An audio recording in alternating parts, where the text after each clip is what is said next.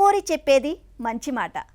బలాన్ని, మనసుకు కొండంత బలాన్ని, ప్రశాంతతని అందించేది మంచి మాట. మరి ఈ వారం ప్రవచనం సెగ్మెంట్లో సనాతన ధర్మ శాస్త్రాలలోని విశిష్టతలను అందరికీ పంచి సమాజానికి విలువైన జ్ఞాన సంపదను అందిస్తున్న బ్రహ్మశ్రీ వల్లూరి భట్ల రాఘవాచార్య గారు చెప్పే మంచి మాటను ఆలకిద్దాం. ఓం నమో నారాయణాయ నమః. ఏమండి, శ్రావణ మాసం వచ్చేసింది. చాలా పవిత్రమైనటువంటి మాసం. వ్రతాలు, పూజలు ఎన్నెన్నో కూడా చేస్తూ ఉంటారు. అసలు ఈ మాసం యొక్క విశిష్టత ఏమిటి, ఏం చేస్తూ ఉంటారు, ఎలా చేస్తూ ఉంటారు అనేది ఒక్కసారి పరిశీలిద్దాం. శ్రావణ మాసం వచ్చిందంటే పిల్లల నుంచి పెద్దల వరకు అందరికీ ఆనందమే. నూతన వధువులకు, గృహిణులకు, బ్రహ్మచారులకు, గృహస్థులకు అందరికీ కూడా ఒక లౌకిక ఆనందాన్నే కాకుండా ఆధ్యాత్మిక ఆనందాన్ని కూడా సమకూర్చేటువంటి మాసం ఏమన్నా ఉందంటే అది శ్రావణ మాసం మాత్రమే. ఈ మాసంలో గృహాలన్నీ కూడా పసుపు కుంకుమలతో, పచ్చని మామిడి ఆకులతో, తోరణాలతో లక్ష్మీకళను సంతరించుకుని ఉజ్వలంగా ప్రకాశిస్తూ ఉంటాయి. ఇక ఆధ్యాత్మిక దృష్టితో చూసినప్పుడు వర్ష ఋతువు అంటే శ్రావణ భాద్రపద మాసాల కాలం అన్నమాట.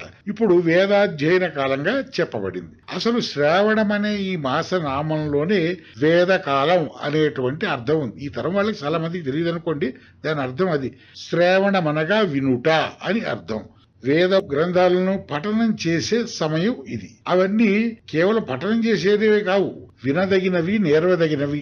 అలా వీటిని వినిపించేవాడు గురువు, నేర్చుకునేవాడు శిష్యుడు. వేదాధ్యయనం చేసిన వానికి మోహం తొలగి బ్రహ్మస్వరూపం ద్యోతకమవుతుందని రామాయణ కాలంలో చెప్పబడింది.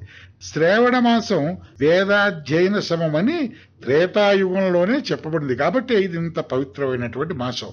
ఇక స్త్రీలకు వేదపట్నంతో సమానమైనటువంటిది లలితా సహస్రనామం. లలితా సహస్రాది స్తోత్ర పఠనాలు, నోములు, వ్రతాలు ఇవన్నీ కూడా మోహమును తొలగించి సౌభాగ్యాన్ని ఇచ్చేవిగా ఉంటాయని పెద్దలు చెప్పిన మాట. అంచేతనే ఈ మాసం రాగానే నూతన వధువులు మంగళ గౌరీ వ్రతాన్ని 5 సంవత్సరాల పాటు నిర్వహిస్తారు. ఇది ఒక గొప్ప నమ్మికగా, ఒక గొప్ప ఆచారంగా కూడా దీన్ని పాటిస్తూ ఉంటారు.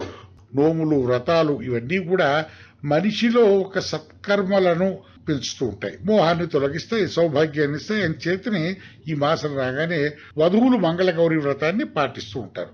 ఇక పూర్ణిమకు ముందు వచ్చే శుక్రవారం నాడు వరలక్ష్మి వ్రతం ఆచరిస్తారు.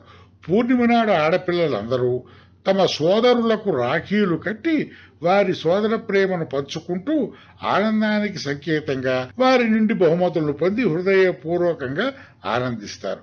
గృహిణి గృహముచ్యతే అని చెప్పినందున గృహిణులు ఆనందంగా ఉంటే ఆ గృహంలో ఉన్నటువంటి వాళ్ళందరూ కూడా ఆనందంగా ఉన్నట్టే లెక్క.